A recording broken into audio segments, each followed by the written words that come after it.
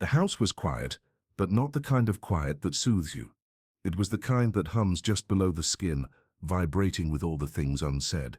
Dust in the air moved like slow ghosts, stirred by my breath as I stood in the living room, staring at the upright piano no one had touched in 17 years.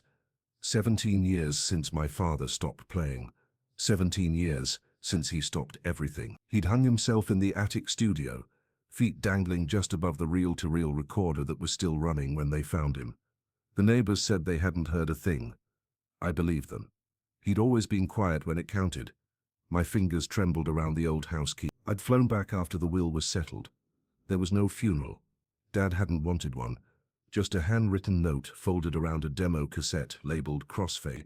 It was tucked into an envelope with my name on it.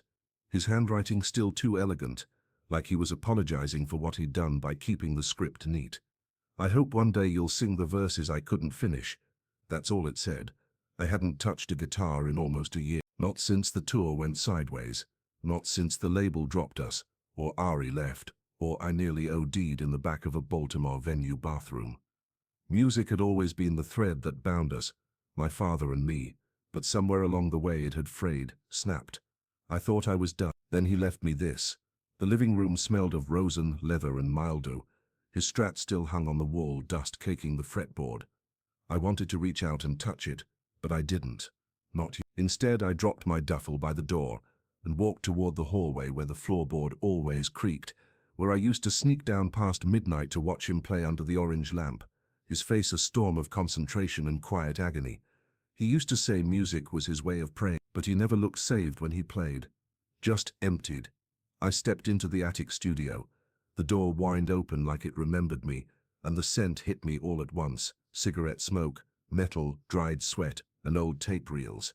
My chest clenched. The space hadn't changed. Posters of Bowie and Coltrane curled off the walls.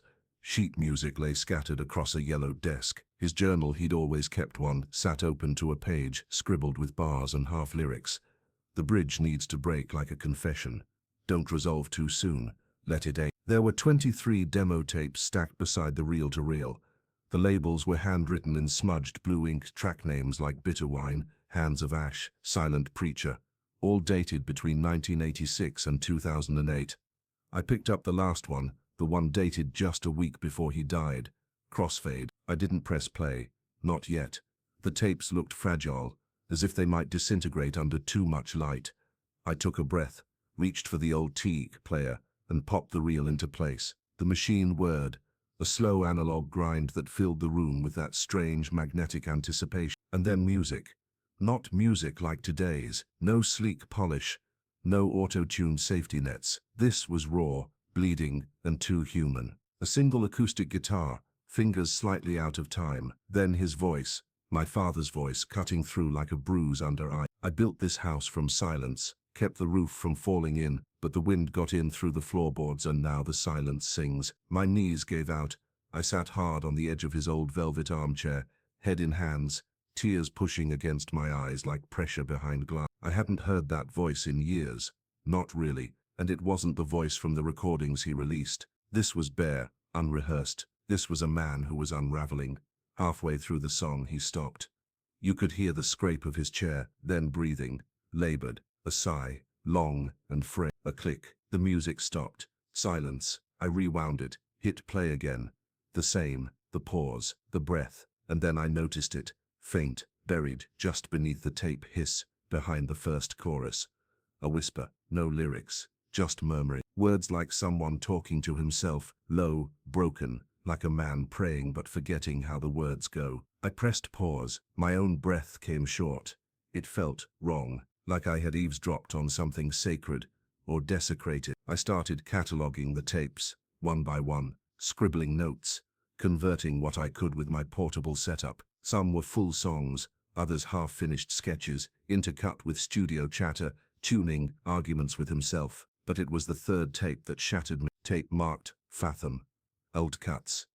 It started with a melody I recognized. He used to hum it when cooking, when driving, when pacing the hallway outside my bedroom door. I'd thought it was some jazz standard, something old he borrowed. But here it was, full-blown, orchestral even in its skeleton, guitar, brush drums, soft electric organ. Then a crash.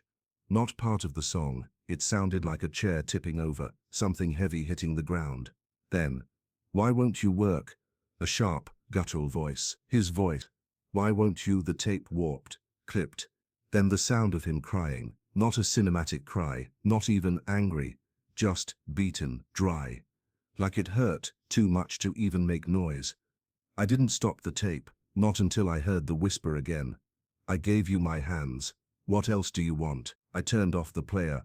I sat there for a long time, staring at the silent machine, my hand shaking, still hovering near the stop button. He'd gone insane, hadn't he? No, that wasn't it. He was desperate, breaking, but lucid in the worst way, aware of his own unraveling. I called Ara. She didn't pick up. She never picked up anymore. Probably for the best. She always said I was becoming him. I used to take that as a compliment. Now I wasn't so sure. I slept in his bed that night. Couldn't help it. The guest room felt too empty, the floor too cold. His scent still lingered faintly in the sheets, cedar, menthol, and that old record store musk. In the dark, I stared at the ceiling, listening, and then I heard it, not in my head. From the attic. A creak, then the faint whir of the reel-to-reel. I hadn't left it on. I sat up slowly, heart racing, silence again. Maybe a dream, maybe stress, but I knew what I heard.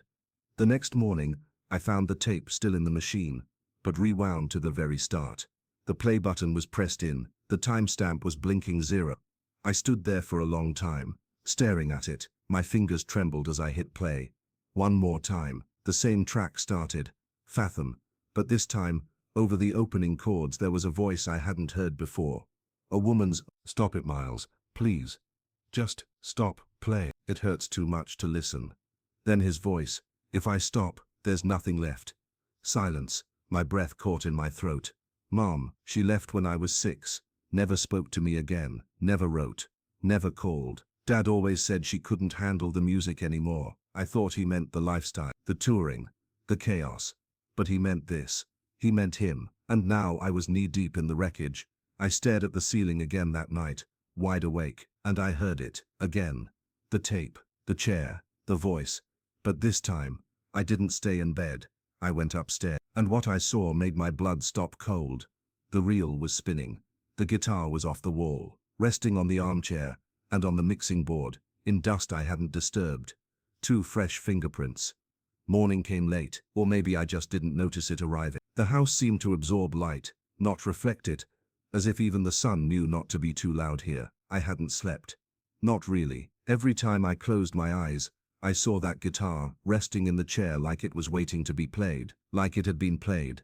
I told myself it was exhaustion, a mind cracking under the weight of things unresolved. But I knew that wasn't it. I had heard the tape. I had felt it move under me. My father was gone, but the music wasn't. It was still here, lingering, unfinished, angry. I sat in the attic again, the same chair he used to sit in, the vinyl still cracked where his elbow rested. The reel-to-reel loomed in front of me, that blinking red eye watching. I pressed play. This time, the tape was unlabeled, just a strip of masking tape, with no writing. It hissed for a full 30 seconds, before anything emerged. Then, faintly, a conversation. "Is this still recording?" A woman's voice again. "Mum." "Yeah." Dad's voice answered, quieter. "Doesn't matter. Nothing I say makes it out of here anyway." A long silence. Then her again, voice shaking. "You used to play for joy, Miles. What happened?" A rustle, the clatter of a mug being set down. "I still play for joy. It just hurts now." "Joy can hurt." "No, this is different. You're playing yourself to death." The sound of something being pulled. A zip of the coat, then footsteps, then his voice again, brittle. "If I stop, I disappear." Silence swallowed the tape. I pressed stop. For a long time I couldn't move. The studio smelled like ghosts, burnt wires, sweat, and that particular cold that isn't temperature but memory. I opened the window, hoping for air. What I got was silence, so thick it pressed against my ears. This house was never quiet in the right ways. Back downstairs I stared at his record shelf. Over 500 LPs, ordered meticulous, jazz, blues, psychedelic folk, even old-school hip-hop. Dad was obsessive about chronology. I ran my fingers along the spines, until I found the one that always scared me, Kind of blue. He said it was the record that taught him how to bleed without a scalpel. I never understood what that meant. Until now. I dropped the needle. Miles Davis crackled through the old speakers, slow, spacious, haunting, and over it, barely audible. I thought I heard his voice again, not on tape this time, just in the room. Let it breathe, son. Music ain't about filling the air, it's about how long you can survive in the quiet. I turned, but no one was there. That afternoon I decided to digitize the tapes, not all of them, just the ones dated in the last year of his life. I needed to know what he'd been hearing, saying, fighting against in those final recordings. I set up the interface, booted Logic, and began to transfer the first reel. I listened as I worked.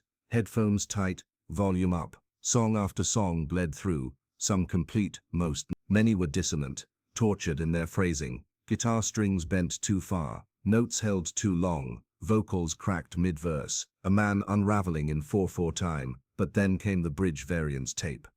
That one hit different. It started with an alternate version of Hands of Ash. The melody was familiar, but the tempo was slower, almost funereal. There were lyrics here I hadn't heard before, spoken more than sung. If I play slow enough, maybe the pain won't catch up. If I bend the note just right, maybe it'll sound like hope. Then behind the words came that sound again. A whisper, not words, not breathing. Something buried. I isolated the frequency in Logic, swept it, cut the highs and lows, and what emerged chilled me to my bones. A conversation, not clear, but definitely two voices, arguing. Dad, and someone else. Me, you're not real. I whispered aloud, pulse racing. You recorded this before I was even, but my voice said. Then why do I know the lyrics you never wrote? I ripped the headphones off, sweat prickled along my spine. I stood and paced the room trying to find air, logic, gravity, none of it held. I dug through the journal again, pages flipping like mad, until one caught my eye, dated 4 days before he died, a lyric scribbled in red ink bleeding through the page. My son is my echo, my silence his verse. He never wrote about me. Not in his lyrics, not even when I was a kid. Said songs were too fragile to carry people you love. So why now? I shut the notebook, heart hammering. That night I wandered the house like a ghost, touched things I hadn't in years. The bathroom where I used to stand on a stool to brush my teeth, the fireplace where I once saw him burn a rejection letter from Capitol Records, the hallway where he and Mom used to whisper fight after I'd gone to bed. I thought about the night he told me she was gone. He didn't say the word left. He said she couldn't listen anymore. Back then I thought it meant she hated his music. Now I think it meant she heard too much of it. I returned to the studio just after midnight. The air was heavy again. My fingers brushed the neck of the Strat on instinct. It hummed. Not a sound, a feeling. Like static in my bones. I plugged it in, tuned it, hands trembling.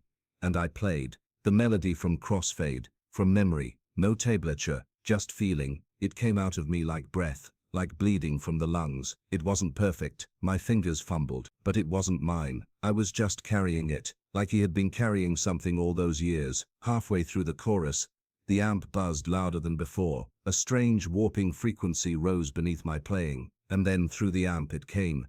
His voice whispered, "Stray. Play it backward, son." The amp shorted, sparks flickered. I fell back, heart racing. The guitar skidding across the floor. The studio lights dimmed, then returned. Silence, but not empty, charged. I stared at the console, at the reels, at the waveforms on my laptop. Play it backward. I reversed the track.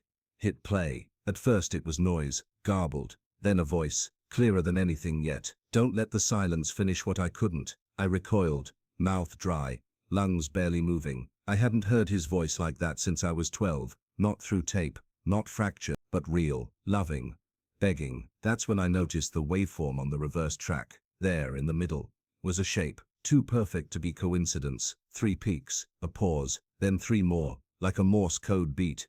Like a name, Miles. He'd signed the track, inside the music. I couldn't stay in that room, not anymore. Not with the weight of what he'd left behind vibrating through every speaker cone. I ran, out the front door, into the wind, onto the porch where we used to sit and listen to thunderstorms. I dropped to my knees, and I screamed. I screamed until my throat burned, and my voice broke, and the night swallowed the rest. That's when I saw her.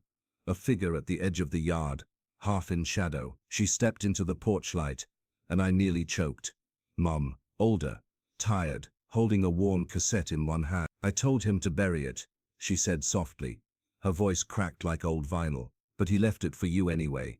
She stepped forward, her eyes shimmering with something between grief and rage. You think the music ended him, but it didn't. She pressed the cassette into my hand. It saved him, until his hands gave out, until he couldn't hold the sound anymore. I stared at the tape, blank. No label. She turned to go. Wait.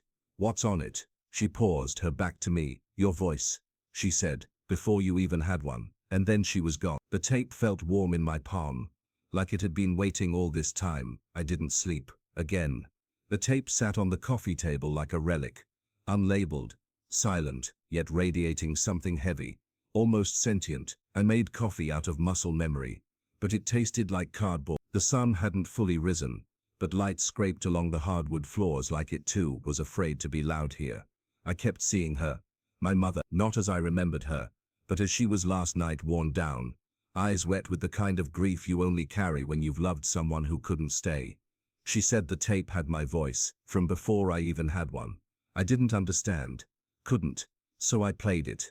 I was shaking. My fingers slipped twice trying to load it into the tape deck, the old plastic wheels clicking softly as the tape took its place. I pressed play.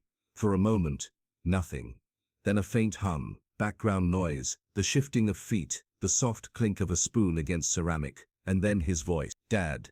Not singing, not playing. Just talking. He's asleep now. Finally. Jesus. He fought it, like he thinks every minute awake is worth something. He's got your eyes, Elle. That same, searching. A pause, then softer. I wrote something today. Might be for him, might be for no one. I don't know anymore. A faint strumming began. Slow, clumsy. He was learning a new progression. D minor to F sharp, with a strange suspended chord that didn't quite resolve. I recognized it. It was the beginning of crossfade. And then, barely audible, another sound, crying. A baby. Me wailing from somewhere off mic. Desperate. And raw. Dad chuckled softly through the tape. There he goes, every time I pick up the guitar. Like clockwork. Can't tell if he loves it or hates it. The guitar stopped. The tape kept rolling. Footsteps, then a faint rustle, like cloth against cloth, and a quiet murmur I couldn't make out. Then shook. It's okay, it's just a song, just noise. Nothing to cry about. Another pause. Or maybe you already know it's a curse. I pressed stop. I couldn't breathe. My body felt like it had folded inward. I had heard myself crying on a tape made over 25 years ago. My father had recorded that moment, a song being born, a son being rocked to sleep. One screaming over the other, and somehow, I felt like he knew even then knew this wasn't going to end well. I sat still for nearly an hour, staring at the waveform on my laptop. After digitizing the tape, the file blinked in the corner. Ghost notes. There, zero. The breaths. The clicks. The tiny mistakes you don't mean to leave in but can't quite erase. He used to say that's where the truth lived. Between the notes. The sounds you couldn't play twice. I went back into the studio and this time, I brought the Strat with me. I sat on the floor, legs crossed, guitar in lap, just like he used to do. I tuned it, let it ring open, let the strings vibrate through me, and I played. Not a song, just listening, letting my fingers find what they wanted. A chord here, a phrase there. Then unthinking, I began to strum the opening to Crossfade, the real version, the one I had transcribed from the tape he left in the will. But I slowed it down, drew out the sustain, let the silence speak. Halfway through the chorus, something changed. The tone, the room, the air thickened like syrup, pressing against my chest. And then quietly, beneath the strings, a voice, his. Sing it. Elias. I froze, looked around. Empty room. Just me and the guitar and the old amp buzzing in the corner. But I had heard it. Not through the tape. Not imagine, like it had come from the strings, from the note itself. I tried to play again, but my fingers shook. So instead, I spoke. Why me? Silence. Why not let it die with you? Then just barely audible like breath across a microphone. Because you still have hands. I dropped the guitar, backed away like it had burned me. It took me a full minute to calm my breathing, to find the strength to stand. I looked around the room, suddenly noticing things I hadn't before. An old setlist taped to the wall, songs I didn't recognize. One titled The Fourth Verse, circled in red. I pulled it down. There were notes in the margin, scribbles that didn't quite make sense. Let the fourth verse break the loop. No chorus, just truth. Just voice. Don't let the echo win. The echo. I remembered a story he told me when I was 9, about a man who went into a canyon and sang his own name into the dark, and the canyon sang back. Not his name, but everything he'd never said. Dad said that's what music was. A canyon that never stopped singing back. I stared at the set list. Something clicked. The song wasn't finished. Crossfade. The demo version ended at the third verse. No bridge. No final chorus. No fourth verse. It was missing. Cut off. Like he ran out of time, or hope. Or both. I turned to the stack of reels. There had to be more. I searched for hours. Nothing clearly labeled, but finally buried beneath some old Christmas tapes and forgotten B-sides. I found one, XFD verse 4 alt. My chest went tight. I loaded it, hands trembling. Pressed play, and there it was. The fourth verse, but not sung. Spoken. Not even spoken clearly, muttered. Almost confessional. I didn't want him to carry this. Silence. But maybe he's the only one who can. Guitar chords underneath, D minor again, dissonant. Then if I could hold the note longer than the pain, maybe I'd still be here. Then a noise I'll never forget. The sound of the guitar dropping, then breathing. Ragged. Tired. Then tape warping. I left the song unfinished so he'd have something to come home to. Click. Silence. I stared at the deck, hands still hovering over the controls. And then I cried. Really cried. Not for my father. Not even for myself, but for the song. This beautiful broken, aching thing he had bled into. Note by note. Piece by piece. And left behind like a map I didn't know how to read. I sat on the floor until the sun rose again. Then I picked up the guitar, and I began to sing. I didn't write the lyrics. He did, but they were mine now. His voice, through mine. The verse beneath the noise. It started with a sound I couldn't place. Not a note, not quite, more like resonance. An aftershock from something I hadn't played yet. It vibrated through the strings before I touched them like the guitar remembered better than I did. The attic had begun to feel like a lung, breathing with me, holding its breath when I did. Every time I sat down with the Strat, it was like plugging into a pulse. Not electricity, memory. My father's, mine, our. I'd never really sung his songs before, not out loud, not since the night I tried one at a high school open mic. And the principal told me I should try something less depressing, but now I couldn't stop. The words didn't feel like lyrics anymore. They felt like instruction, like incantations written by a man who had been halfway into the grave, pulling songs up from the dirt to keep the worms out of his throat. Every verse was a warning, every chorus, a plea. I played Crossfade 3 times through that morning, full tempo, vocals raw. My throat cracked halfway into the third verse, and I kept going anyway. It felt like screaming through glass, each word dragging something behind it, muddy, bleeding. True, I kept hearing him between the lines. Not his voice, his absence. That's the thing no one tells you about losing someone like this. It's not the memory that kills you, it's the echo. The fact that it knows the shape of the thing it replaced, that it's wearing your father's voice, like a coat. By noon, I had 17 minutes of tape. A rough demo. Just guitar, vocals, and hiss. But something was there.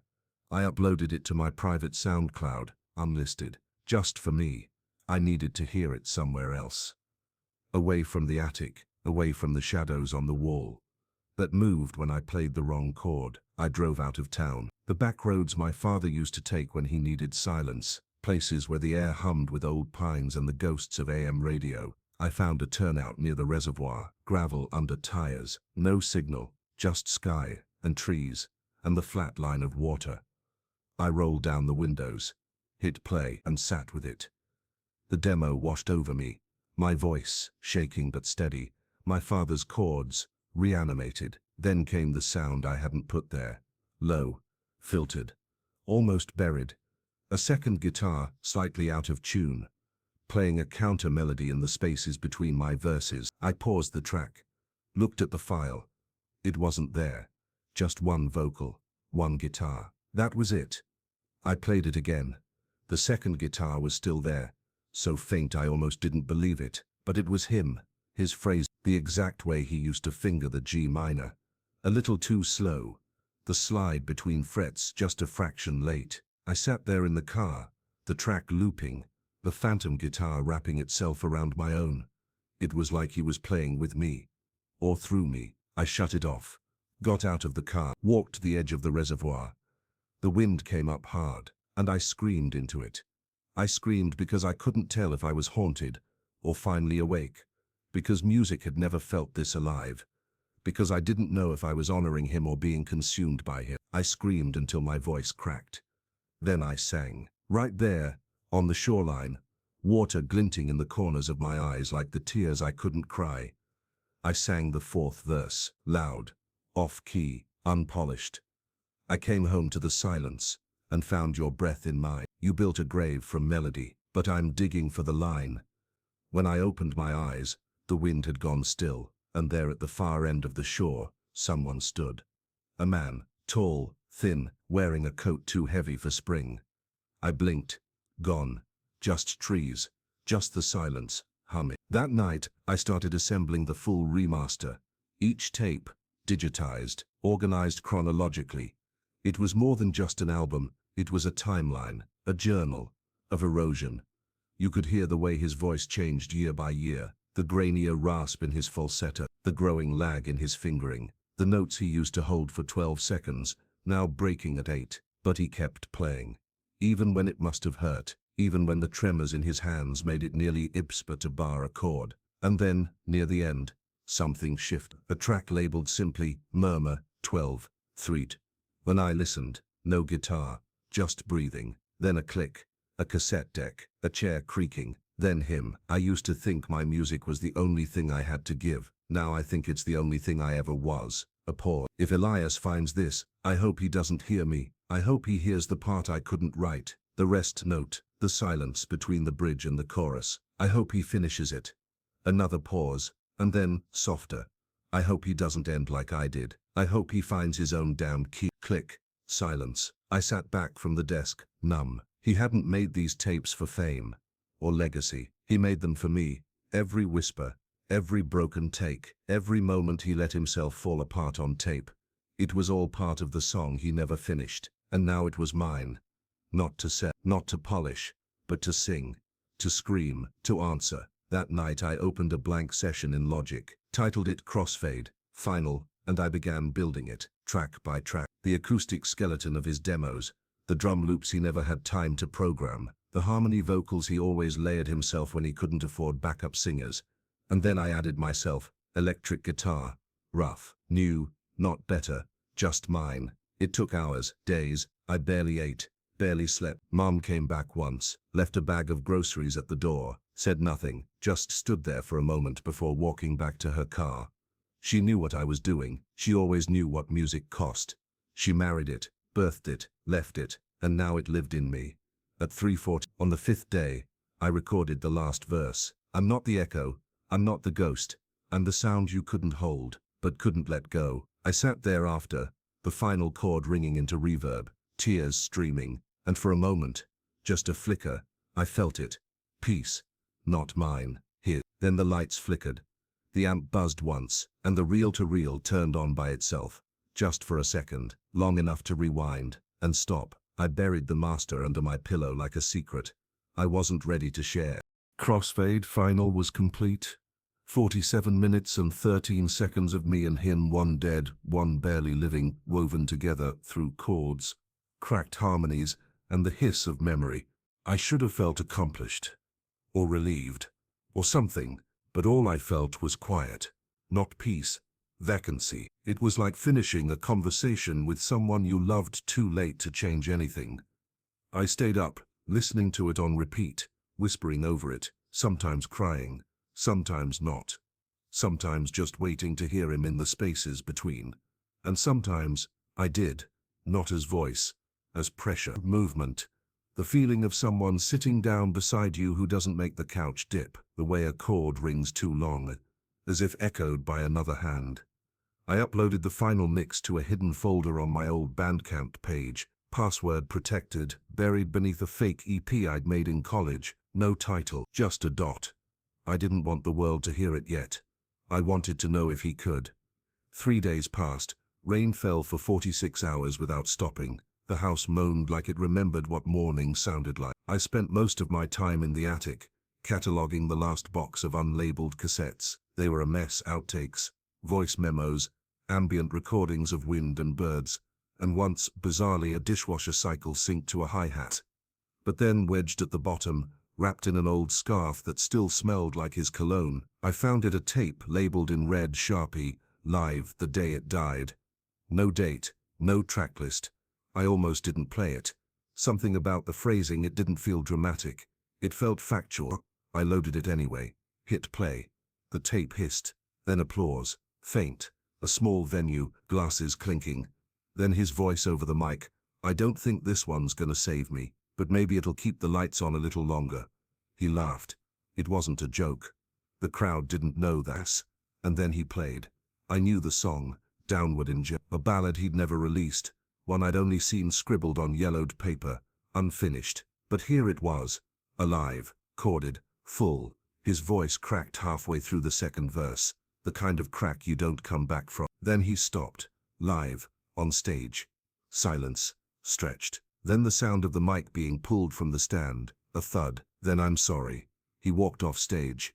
The recording didn't end there, it kept going. Backstage, sounds. A door slamming, a breathless sob, a voice not his whispering, "Miles, please, just come home." "Mom," her voice.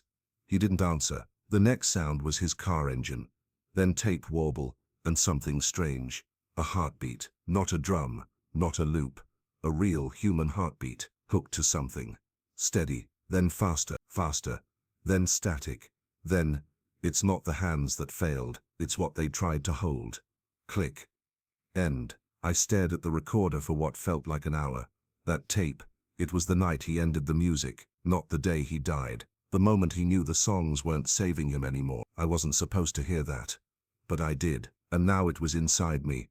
I went downstairs and stood in the kitchen, looking out the window at the overgrown backyard. The old tire swing still hung from the bent oak. I remembered being pushed in slow arcs by a man who hummed instead of speaking. I thought he was happy then.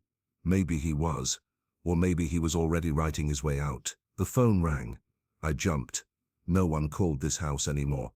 The landline was supposed to be disconnected, but it rang again. I picked it up. Silence, then static, then my voice. "Play it again." I slammed the phone down, stared at it, waited. Nothing. No dial tone. I walked back to the attic. My hands were cold. I pressed play on Crossfade Final. I let it run. The whole 47 minutes. I played along, vocals low, soft, half whispered. My fingers trembled, but held the shape. By the time I hit the fourth verse, I was shaking all over. I didn't stop. I let the last chord ring, and then something happened. The reel-to-reel breathed. I swear to God, not like a fan, not like a machine, like lungs. Inhale, exhale, and then, click. It began to spin on its own. No tape. Just turning, empty, and out of the amp came his voice. No music, no accompaniment. Just him, singing the fourth verse, the one I wrote. "I'm not the echo, I'm not the ghost, I'm the sound you couldn't hold, but couldn't let go." I fell to my knees, because he'd never heard it. Never could, and now he was answering it. My father was gone, but the music, his voice, his grief, his presence, was still threaded into the vibrations, buried in the tracks, hidden in the waveforms. We had finished the song together. He sang back the line I gave him. And then from nowhere, "Keep writing," just that, just one, and the reel stopped. Lights flickered. Then silence, the good kind, the kind that understands you. I didn't leave the house for 3 days. I lived on tea and dry cereal. I converted every last tape, every memo, every room mic record. I archived them, remastered where I could, clipped hiss, balanced levels. But I didn't touch the rawness. You don't polish grief. You just learn to carry it. It was raining again the night I uploaded Crossfade Final to the world. No fanfare. Just a single post for my father. For anyone who ever heard too much in the silence. Track 12 is yours to finish. Efridala. I turned off my phone, sat in the attic, and waited. Not for response, not for acclaim, but to see if the tape would breathe again. It didn't. Not that night. Instead, the guitar leaned in the corner like a dog at the foot of a deathbed. The air was still. The silence was full. And for the first time, I wasn't afraid of either. There was a room in the house we never opened. Not locked. Just the kind of room that holds its breath when you pass by. The kind that exists not in utility, but memory. A stillness wrapped in drywall, and decades of dust. It used to be my nursery. He never changed it after Mom left. Never boxed it up. Never painted over the pastel elephants on the wall. The mobile above the crib stopped spinning a long time ago. One of its wires broken, dangling like a forgotten verse. I pushed the door open. The air was stale and sweet. Old powder. Wood varnish. Something softer. Maybe the last trace of her perfume. My crib was still there, dismantled and leaning against the far wall like a retired instrument. In the middle of the room stood a beat-up acoustic guitar. Small body, nylon strings nestled on a child-sized chair. I remembered it. He used to call it the starter. It was the first guitar I ever touched. He bought it when I was 2, said it was for someday. I used to drag it across the carpet and pretend to be him, but I hadn't seen it since I was maybe 7. A post-it was stuck on its worn fretboard. You'll know when it's time. The note was dated 3 days before he died. Something broke inside me. Something quiet and sacred. I sat cross-legged on the rug, lifted the guitar into my lap. It was wildly out of tune, the action too high, the strings frayed. But it played. God, it played. I plucked a G major. It buzzed like an old phone line. I smiled through the tears. This guitar had been waiting for me. All this time. Downstairs I made coffee like he used to. Overstirred, too much sugar. Dash of cinnamon. I could almost hear him humming from the other room. He had a habit of humming his unfinished melodies like they were lullabies, as if some part of him thought if he kept repeating the phrase it might unlock itself. That was Dad, chasing the perfect chord like it was a ghost in the wall. I poured the coffee and sat by the window, watching the rain paint bruises on the glass. My inbox was overflowing. Hundreds of messages, thousands of comments. Crossfade. Final had gone viral. Someone had found the hidden folder, posted it to Reddit. Within hours it was trending. Son finishes late father's suicide album. A ghost story told in tape hiss. The most devastating record of the decade. Labels were calling. Old bandmates. Strangers with similar scars. Kids asking if they could cover the 4th verse. But one message stopped me cold. It was from a name I hadn't seen in 20 years. Aaron Hale. Dad's old bandmate. Lead guitar for the Hollow Choir. His last touring project before the Tremors started. He was the one who found Dad the morning after. He never spoke to the press, never even went to the wake. He wrote, "Eli, your father used to talk about the way you looked at music, said you saw it like a storm cloud. Beautiful but always waiting to break. There's one more tape. I didn't know whether to keep it or destroy it. But he gave it to me. Said, not yet. Not until he's ready. I think you are now. I'm driving up tomorrow." I spent the night pacing the studio. I kept the lights off, listened to my father's unfinished instrumentals on loop. There was one I hadn't shared. A piece I found buried beneath a track called The Drifter's Prayer. It was just 37 seconds of piano. Broken, bruised piano. Off-key, slowed, barely holding together. But it was him. Not just his playing, his presence. I could hear his breath between each key. I could hear the pauses, hesitations, doubts, the weight in his shoulders as he played. It wasn't a demo, it was a confession. I added a vocal harmony. 2 words. Stay here. Not a demand. A hope. I didn't know who I was saying it to. Him. Me. Both. Aaron arrived around noon. He looked older than I remembered. Lean. Silver-haired. Eyes full of the kind of things you never say out loud. He hugged me like he hadn't seen me since I was 5, which he hadn't. His hands were shaking when he reached into his coat and pulled out the tape. A single cassette in a black case, no label, only a strip of masking tape inside the lid, with one phrase written in fading ink. The strings he left behind. He handed it to me, then sat in silence, watching the rain. "You sure about this?" I asked. He nodded. "He'd want you to hear it. But be ready." I waited until nightfall. The attic was darker than usual, even with the lamp on. The rain hadn't let up, and the walls seemed to lean inward, like the house was bracing for something. I slid the tape in, pressed play. At first silence, then a string scrape, tuning, a cough, and then the cello. I didn't even know he could play cello, but there it was, deep, raw, aching, the kind of sound that pulls you under before you can breathe. It was a solo piece. No structure, just him and the bow. Improvised, maybe, or maybe not. Maybe he'd written this one note by note over years, waiting for the moment it made sense. Then came his voice, spoken, tired. This one's for the part of me that never made it back. Low across strings again, a lower register now, like a conversation with something buried. And for the boy who still hears me in the walls. I began to sob, quietly, violently. I wasn't strong enough to finish the verse, but I left you the melody, I left you the room, I left you the strings. The cello grew louder, then and a final whisper, don't let it end in silence. Click. The reel stopped spinning. The room exhaled. So did I. I released the track the next day. No credits, no production, just the raw tape. I called it The Strings He Left Behind. And in the description, I wrote, he gave me the silence.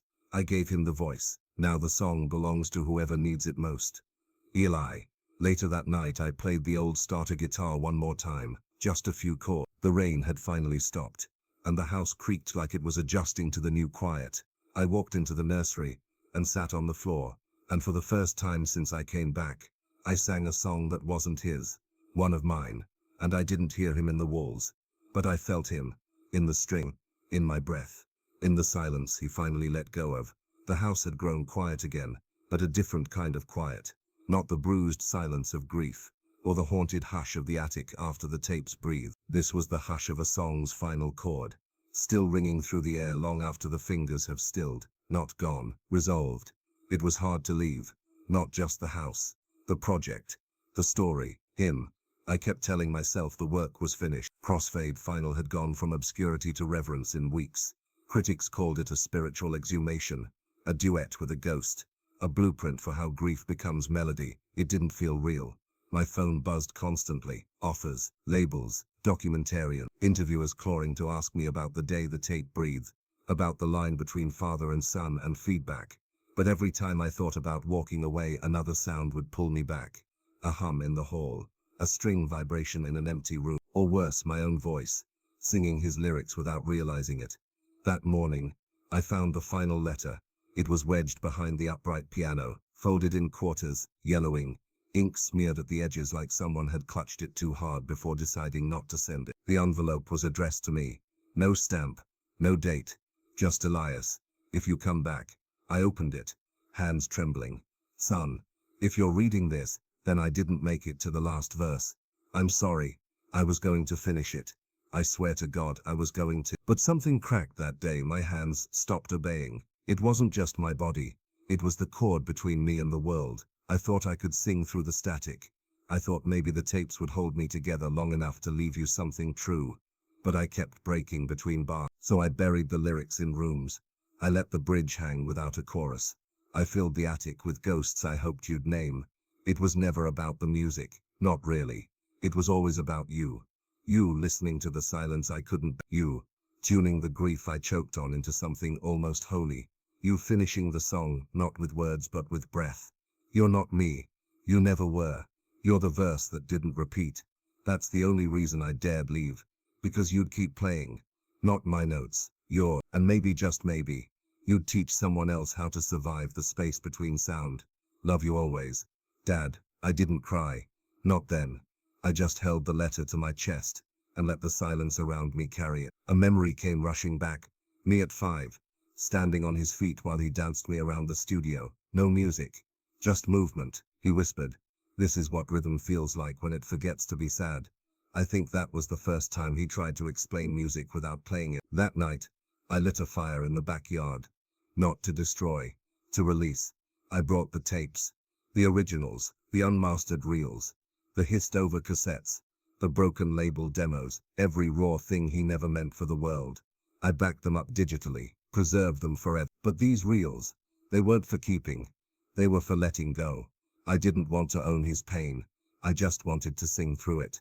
The fire crackled as I fed the reels in, one by one. They smelled like pine sap and burned rubber. They hissed as they vanished, and somewhere in the smoke, I heard it. The cello again. The one from the strings he left behind. Just a few notes, just enough. I didn't look around. I just listened. At 2:00 a.m., the reel-to-reel started spinning on its own again. I didn't run this time. I sat in the attic, legs crossed, the starter guitar in my lap. The machine whirred, faster now, like it was rewinding years instead of minutes. Then it clicked, stopped, and out of the amp came something new, a sound I'd never heard. Not him. Me. A recording I hadn't made. My voice, rough and raw, saying, "You there?" Silence. Then his voice. "Yeah. Me again. Okay, let's start from the top." Then guitar, mine and his layered, staggered, dissonant but working towards something. Just like we practiced, he said. And then, what we played in the dark. No one ever heard it right. We both laughed. That laugh tore me open. I fell forward, forehead to the floor. And for the first time, he wasn't echoing me. He was beside me, not a haunting, a harmony. The track stopped. The reel spun out, silence again. But this time, it was the kind of silence that feels like breath after a held note, like the stage lights dimming after the final bow. I reached for the master file, opened a new session, titled it, Track 13, What We Played in the Dark. It wouldn't be his, it wouldn't be mine, it would be ours. And it would end the album the way neither of us knew how alone. There's a moment just after the final note, before the applause, where the world seems to hold its breath. A stillness that's not silence. Not really. It's something else, something deeper. Like the music hasn't quite let go of the air, and neither has the listener. That's what this is. Not an ending. An exhale. I played the last track barefoot, felt the floorboards under my soles, cold and familiar, the same ones I'd danced on as a child, fallen asleep to the rhythm of my father's pacing. The attic was lit by a single bulb, hanging low above the desk, casting long shadows that moved like ghosts, with nowhere left to go. I placed the starter guitar on my lap. The mic was live. No click track, no tuning. I wanted it to sound human, fragile, like us. I whispered the title to myself before the first chord, What We Played in the Dark. And I began, not with melody, not with words, with breath, a single inhale, a thread. And then I let the chords come, loose, open, broken in all the right ways. Halfway through the bridge, I layered in the cello. Dad's final recording, the bow scraping through grief like it didn't ask for permission. Then came the vocal loop, his voice from the archive tapes. It's not the hands that failed, it's what they tried to hold. I harmonized under him. A third below. My throat shook, but I kept going. Because there was no more too late, no more not enough time, no more unfinished. This was the song we never sang in the same room, and we were singing it now. I uploaded it at dawn. Track 13, unlisted, buried at the end of Crossfade Final. An update only those still listening would find. There was no announcement, no post, no title in the liner notes, just the audio file. And in the silence afterward, 10 seconds after the music faded, I left one final thing. My voice, clear, unrehearsed. I forgive you, and then, I hope you stayed long enough to hear this. The emails never stopped. People wrote me from hospital beds, rehab centers, practice rooms, graveyards.